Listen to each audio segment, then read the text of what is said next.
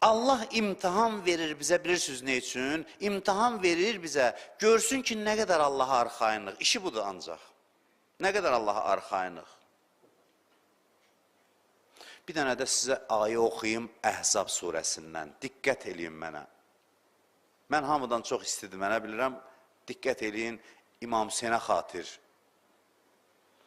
Əhzab döyüşündə Allah Quranda danışır. Əhzab surəsinin bir dəfə açın tərcüməsinə baxın.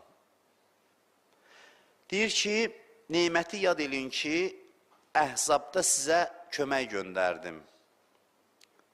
Siz görmürdünüz. Mən sizə Əhzab döyüşündə kömək göndərdim mələklərdən, siz görmürdünüz. Müsəlmanların vəziyyəti çox pis idi Əhzab müharibəsində. Əhzab nə deməkdir? Hizblər, dəstələr. Surənin adı da budur. Yəni müşriklər nə